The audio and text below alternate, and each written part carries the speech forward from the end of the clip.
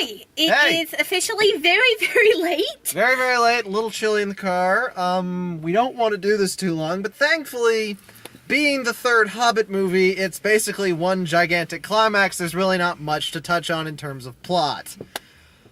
You've seen all these. First of all, she's in full cosplay. The film was absolutely gorgeous. Always is. New Zealand. If I had to make a comment, I would say the CGI people, especially when there were actual people, I noticed it.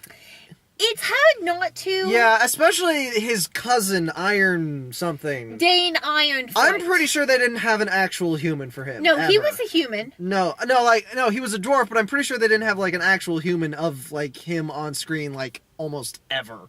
Yeah, that was him riding the thing. He was riding a CG pommel horse, basically. Well, he was CG'd a lot. He was... Well, no, his beard and face were real. He was just in... No, I mean, like, in terms of his on-screen Every time he moved, he was CG. When he was just sitting on the pot-bellied pig, he was riding a pig. When he Covered was in sitting on iron. the pig, that was a real man. What I really thought you could... Good opening with the dragon. That was effective. Cool. What I thought you could tell, though, going back to the CG, is when they switched to the little people that made up the You could cast. definitely tell when they switched to the little people. At least in Lord of the Rings with the hobbits, they made it more seamless. I'm wondering what happened that the dwarves were so noticeable. Well, it might have been the fact that the hobbits are narrower of build, which is harder to notice when it's a midget. And or maybe it's just Peter Jackson wasn't quite as invested. He definitely wasn't Because he really was. invested. Honestly, these movies were just done because they make a lot of money. Fine. One scene that was my absolute favorite that I do want to talk about that, again, did not exist in the book, and unlike a lot of his editions, there was nothing in the appendixes that immediately jumps to mind, correct me if I'm wrong, that could serve as a basis for this scene, was getting to see Elrond actually fight, because people forget he was a warrior at the Battle of Mordor. It was so awesome. Hugo Weaving. Oh, you mean Hugo Weaving. And Cape Blanchett. That was a pretty interesting battle scene. This was clearly the culmination of whatever the hell Gandalf had been doing elsewhere during the plot. He had gone to see if Sauron was truly reborn. In the book, it was just a necromancer. But whatever, Well, that was part of the expansion. The necromancer is Sauron. That was part of the expansion to make it seem like there was more going... Basically to explain why the Deus Ex Machina wizard kept leaving the plot. But the necromancer was Sauron. It was his disguise. But...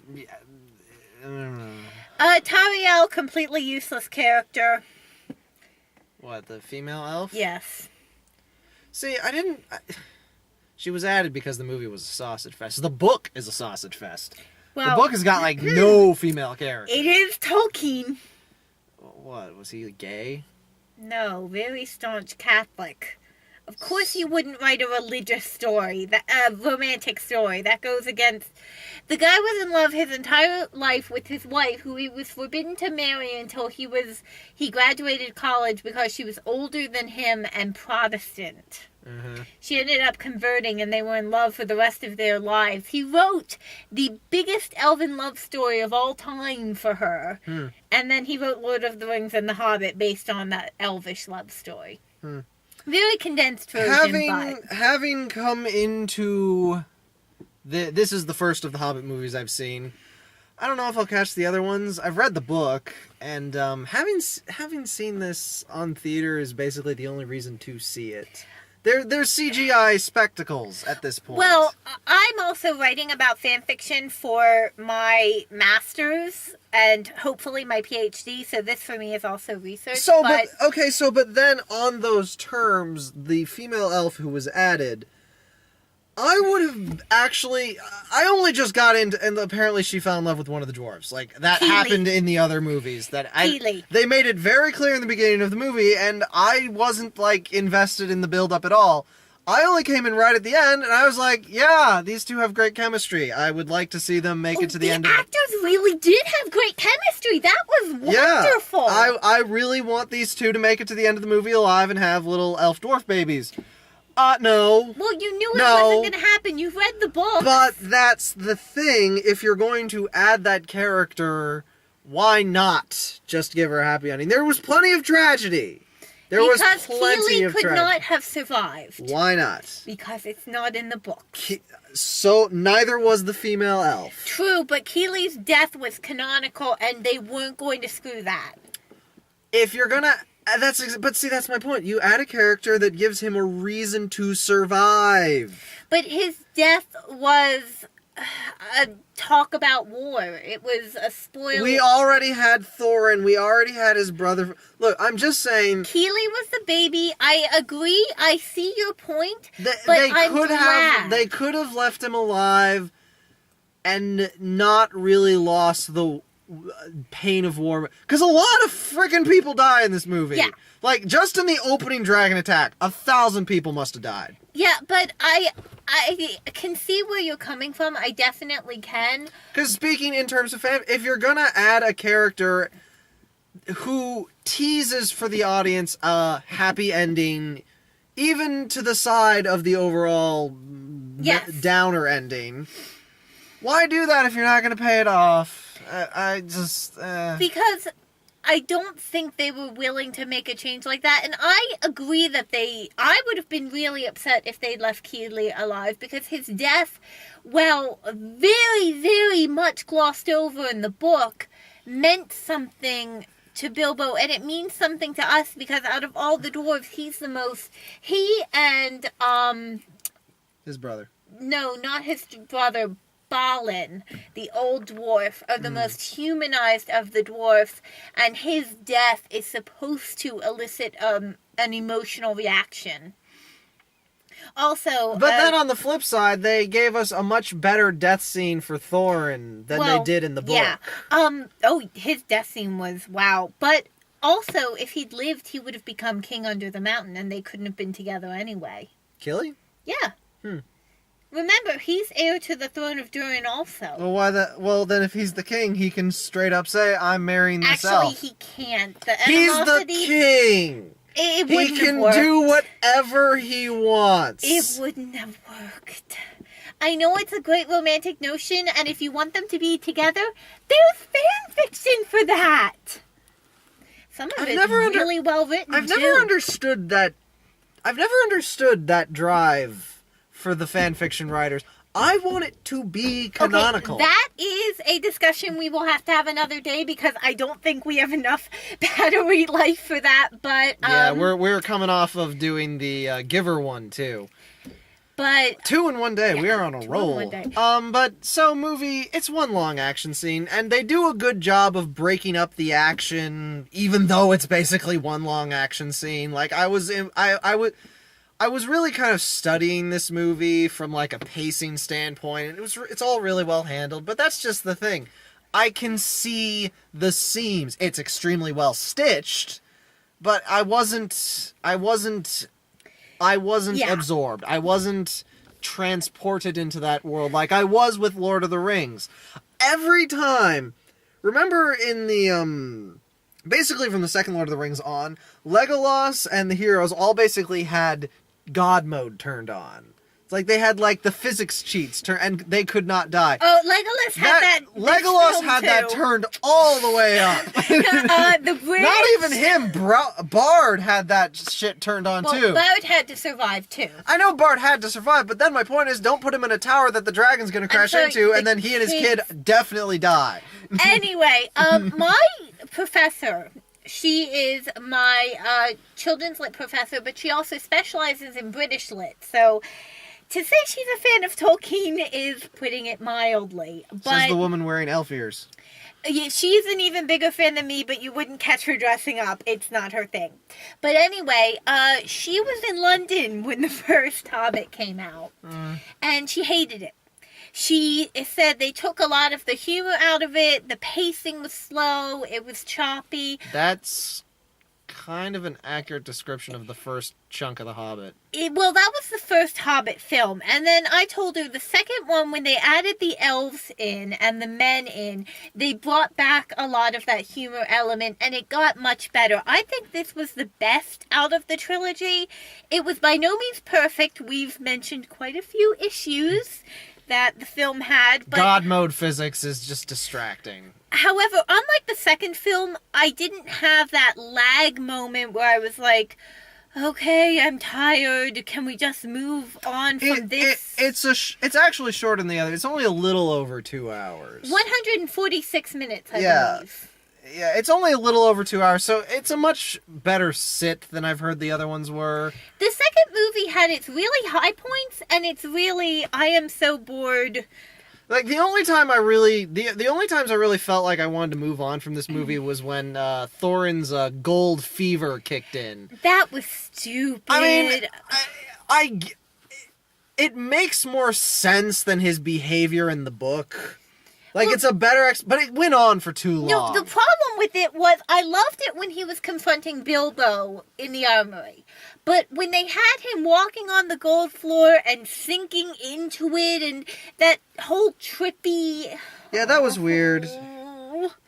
But, I mean, at least they didn't drag it on too much longer. Richard Armitage, the actor who plays Thorin, did a phenomenal job. Oh, yeah, no, it's very well acted. The guy who plays Bilbo is great. Martin Freeman. The guy, it's all a good movie. It just, you know what? It's kind of like with what happened with Waterworld.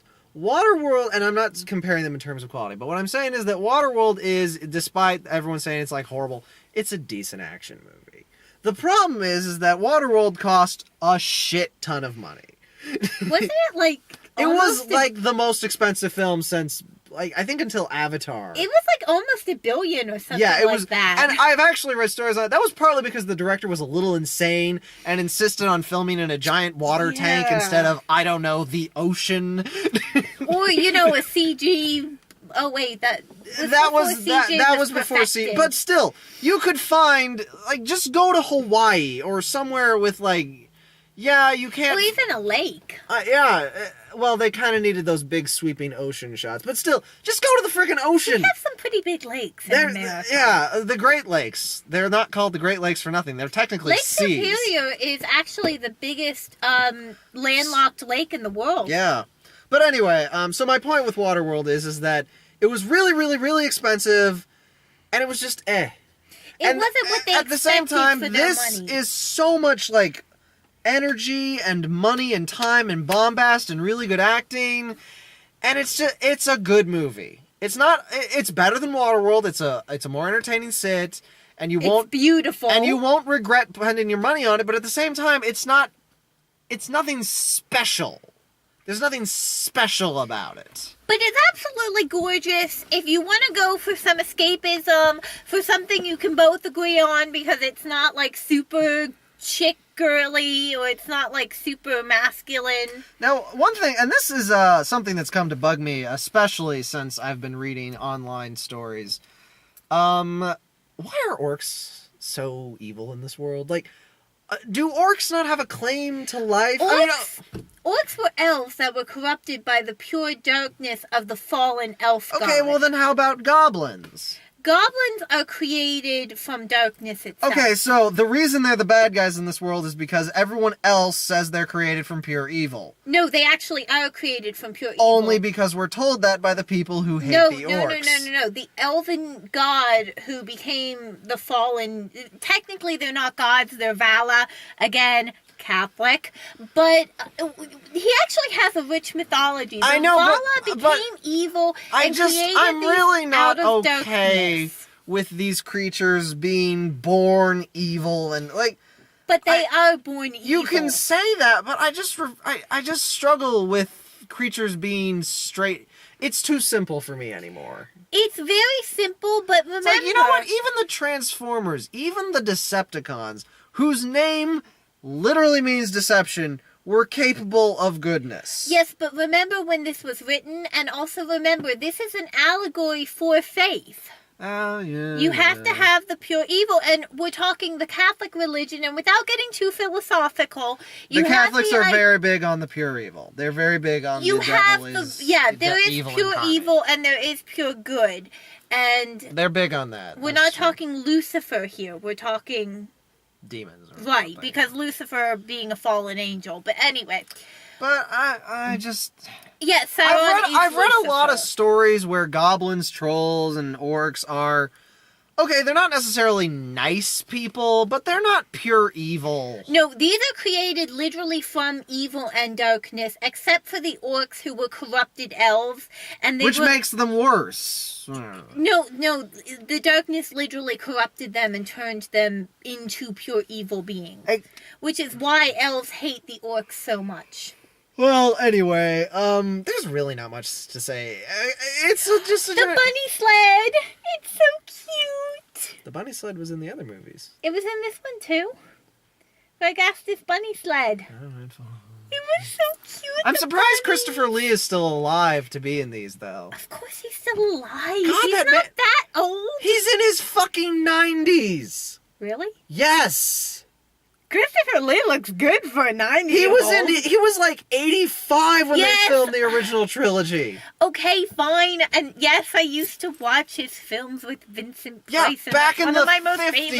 50s. He made films back in the 50s, and he was not a young man in the 50s. Okay, Christopher Lee, if you were to ever stumble upon this video, you are one of You the are the coolest guys boss. ever. You are amazing, and Loved you in Golden Gun. I adore you. You're wonderful. Did you know he actually met Tolkien? Yeah, you told me that in the theater. Oh, yeah, he actually met Tolkien, the only member of the cast. Because he's the only... Well, Sir Ian McKellen's starting to get up there. Yeah, I love you too, Sir Ian. You're amazing. It was a little distracting that he looked older than he did in The Hobbit, but he was also, when we started this movie, kind of like in a torture cage. They purposefully aged him, though, in the film. Makeup. So, Hobbit, 5 Armies. Not having seen the other ones, I can say, yeah, if you've enjoyed the other ones, go see it. If you've been kind of like, you know what, you can go right now and see it without having seen the other ones, because you won't miss anything. They catch you up. I recommend, if you don't mind spoilers about what happens in the Hobbit book, which, by the way, at this point, if you're on the internet, you should know about Thorin, Fili, and Kili. My father didn't, but We spoiled it in our talk. admittedly, my father's not online, so if you can see this video, you should already know. So let's do previews real quick. First one was Insurgent. I don't actually have them written down today, so we might miss one. No, I've got to memorize this time. Oh, okay. Okay, so we started with Insurgent. I did not see Divergent because it looked boring as hell. Boring, long, Insurgent actually looks interesting. Like, it looks like they're going to do some interesting sci-fi stuff with it. I might catch that on Redbox, depending on how the reviews come out. You should really watch Divergent, or you are going to be missing something with Oh, Insurgent. I got the plot synopsis on that one. Oh, you're good. After that Oh, one... you're forgetting the first one. Technically, it was before the roller coaster it ride, but was before the... Into the Woods, we got an extended view with singing. with talking people. Who was the Amanda Bates? Emily Blunt? Emily Blunt. She was in Edge of Tomorrow. I'm looking forward to seeing more of She's her. really good. I think it's going to be a great film. I'm think it going might the be a day little- after Christmas. I think it might be a little busy. well, but- it's a musical. No, I meant like in terms of characters and stories they have to cover. Yeah, but I'm concerned that they might cut it down from the stage runtime. Well, they kind of have to. Stage runtime is significantly longer than movie runtime. Yeah, it is. I'm wondering how it's going to go, but Like, anyway, stage can get an extra hour. That's a lot more breathing room. they also We have are intermission. fogging the hell out of We this are, so car. let's hurry. After Insurrection, it was Terminator. Terminator, Genesis, soft reboot of the canon. They're Soft. kind of combining movies 1 and 2 into one glob of a movie, which has got old Arnold Schwarzenegger fighting young CGI Arnold Schwarzenegger, and it's got another Liquid I think Terminator. it's John Cho. I think that's John Cho. No, as the Liquid Terminator? Yeah. Maybe. Hey, Liquid Terminator was one of the coolest damn things ever. So I might see it just for that. But if you're, I've heard the girl's good too. I think I might have to go into that with a lack of investment in the continuity, because I've they're heard gonna the butt girl's a fuck very it. good actor though, and she'll make up for Arnold.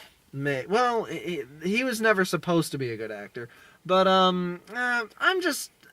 might see it. Dollar Theater? Yeah, or just hell on Redbox, because it's not the kind of super scale action I movie. think this is something that would look really cool on the big screen. But and getting like bent out of shape about continuity in movies about time travel anyway was kind of just like a lost cause, because time travel just ruins continuity. Well, this is also a complete reboot, so there is no continuity. Yeah, exactly. But then again, how are they getting a complete reboot? No one knows. They're just doing it because the Terminator name can still get butts in the seat, probably, if they've got Arnold in it, and they've got Arnold in it. He really needs to stop acting, but whatever. So next was Jurassic World. Jurassic World. It was the preview that's on the internet, so you can see this preview, but it was pretty cool to see it on the big screen. And Chronosaurus! And that theme song at the very end. Yeah. The one that defined my childhood. That and Star Trek for me. For me, it was more Jurassic Star Wars, Park, Star Wars. actually. That is a hell of a theme song. Chris Pratt's in it. He knocked it out of the park in Guardians of the Galaxy, and he's got his own army of attack velociraptors for this one. I think he was running away from them. No, they were going around him, and he's like, yeah, we're going to save the day. I think they were all running from something bigger, though. Either that, well, regardless, if he's Still. got, it's going to be awesome. Hybrid dinosaur. And they were very good about not really showing the hybrid dinosaur. You saw, like, its feet, but that's not anything, like, giveaway. Want to make a bet on whether it's a Tyrannosaurus? It's not. It's a hybrid dinosaur. Yeah, but it has to have Tyrannosaurus in it. Probably. Okay, the next one was Chappie. You had not seen this, and I need you to, like, watch the Nostalgia Critics review of the Short Circuit movies. He does 1 and 2. Because I swear to God, either this movie is a complete ripoff of Short Circuit, or whoever made the preview ripped off Short Circuit. It is one or the other. Basically, the same guy who did District 9, at the end of the commercial, I turned to Alex and I said, so, this is racism. Yeah, this is Racism the movie. An AI robot is alive, but we can't trust it because we don't understand it. Because it's going to possibly be too smart for humanity, and it's basically... It's dumb. But yeah. You know what? I liked District 9. The allegory stuff was a little heavy-handed, but it was really cool sci-fi. I've seen Elysium. Again, really heavy-handed message-mongering, but really cool sci-fi. This one looks heavy-handed. This one Yeah. looks super heavy-handed. But again, like, this guy's just got a knack for creating really cool sci-fi, so I'll probably catch it at some point, maybe on TV. But, Focus. Oh, yeah, you're right. I almost forgot about Focus. Very easy to forget it was Will Smith in the scenes that didn't show his face. He looks different. It's Will Smith. They've got him playing a con man, which gives him a lot of room to stretch those I'm the awesome guy muscles. But it's a con man, and then apparently he tries to get out of the con and gets himself kidnapped. Well, he probably got... confused. It's one of those caper movies. Those are always very heavily dependent on the charisma of the actors. Because rarely do the plots make a lick of sense when you actually think about them. Yeah, this one looks so super confused in the way they want to try and do it. It's either going to be amazing Or bad. shit. But you know, Will Smith can carry it. Will so Smith hasn't done anything good in a while, but that I might think just he be the can problem carry of... it. I'm not saying he can't. I'm just saying that he's been picking bad movies Yeah, but lately. I think This he might be might the carry one. this one. In the previews, he looked like he was on his game, and the girl they put him with, Now she has charisma. Yeah. Okay, the one you skipped was the spy Kingsman. It's the same preview we saw last time. It still looks good. And the last one, oh my god, Jupiter Ascension is looking better and better.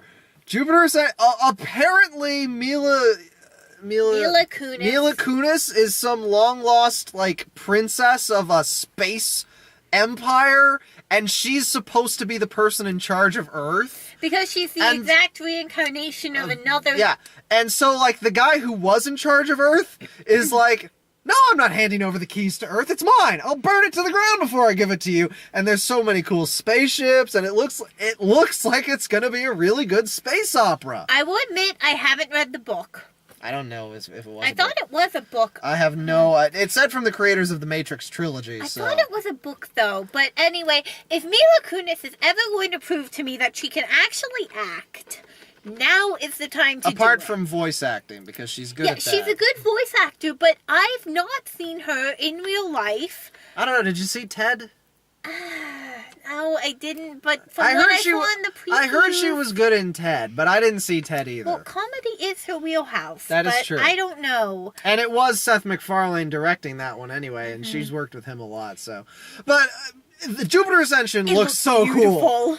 Oh, that does remind me, we got a pretty good pre-preview advertisement for the Halo movie, which is looking good. Okay, I never played Halo, but my brother was addicted to that game in high school. I know, he got me to play co-op with him a lot. I know, but you know what? I loved the soundtrack so much to that game. When he bought the soundtrack, I stole it from him. It looks actually like, it looks all CG, like those Final Fantasy movies. It's all CG like those Final Fantasy movies. But what's interesting about it is I liked that they were making a real effort to have characters other than Master Chief. But they have the soundtrack, they have the design of the aliens, they have the Cortana. weathered... I don't think it's the same Cortana from the first But they do have Halo. the voice actor of Solid Snake. We think it's the voice actor of Solid Snake, yeah. For, Master Chief. I love him. Snake was our other video game we played as kids. We played it together. Okay, he played it. I yelled at him. But anyway. Sneak better! More like, stop playing with the box and go kill that person! You know, if you, there's like an area in the first game where if you get in the box, wolves will pee on you. I didn't know that. And then when they pee on the box, then wolves will never attack you again because you smell like them. I remember in the second game, we had a camera, and my father would take the stupidest pictures, and it got to the point where Oticom was yelling at us, and I was yelling at him. Halo, all those previews, we saw some good previews, and we saw a good movie. We saw a lot of previews. It was 7 previews. We wanted the Avengers preview, but apparently no. You need to see that. I haven't seen it yet. Look it up on YouTube. I think I will. It's got the what is it? I've got no strength. Yeah, it's got that. Slow down and creepy. It's cool. All right, bye. We're going to bed. Bye. Good night.